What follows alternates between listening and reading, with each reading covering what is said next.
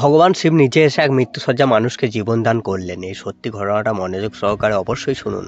অনেকদিন আগে একটি মানুষ ছিল যে সবসময় ভগবান শিবের নাম নিতেন এবং সব মানুষের উপকার করতেন। কিন্তু ওই মানুষটার একদিন প্রচন্ডভাবে অসুস্থ হয়ে পড়ে। তারপর ওনার বাড়ির লোক ওনাকে হসপিটালে নিয়ে যায়। হসপিটালে বলে আপনারা খুব শীঘ্রই 2 লাখ টাকা জমা করে দিন, নয়তো এনাকে বাঁচানো খুব মুশকিল হয়ে পড়বে। কিন্তু ওই লোকটি পরিবার প্রচন্ড গরিব ছিল, তাই এই কথাটি শোনা মাত্র ওই লোকটির স্ত্রী কাঁদতে শুরু করে যে এতগুলি টাকা কোথায় পাবে, আর ভাবতে থাকে একমাত্র ভগবান আমাদের ভরসা। তাই জোরে জোরে ভগবান শিবের নাম জপ করতে থাকে। এটা দেখা মাত্রই তার সন্তান রেগে খুব জোরে বলে ওঠে, আমার বাবা মৃত্যু হতে চলেছে আর তুমি এখনো ভগবানের উপর আস্থা রেখেছো। আরো অনেক কিছু বলতে থাকে ছেলেটি। তার কিছুক্ষণ পর একটি ডাক্তার এসে বলে আপনার স্বামী এখন সুস্থ আছেন আর অপারেশনও হয়ে গেছে। তখন মহিলাটি অবাক হয়ে বললেন, আমরা তো কোনো পয়সা জমা করিনি, তো কি করে অপারেশন করলেন? ডাক্তারটি বললেন, আপনার স্বামীর এক বন্ধু এসেছিল যিনি এই টাকা জমা করেছেন। তিনি বলে গেছেন যদি আমার নাম জিজ্ঞেস করে বলবেন মহেশ এসেছিল। তারপর মহিলাটি ভাবলেন মহেশ নামে ওনার স্বামীর কোনো বন্ধু নেই, নিশ্চয়ই এটা ভগবান শিব এসেছিল। আর আপনাদের কি মনে হয় অবশ্যই কমেন্ট বক্সে জানাবেন। হর হর মহাদেব।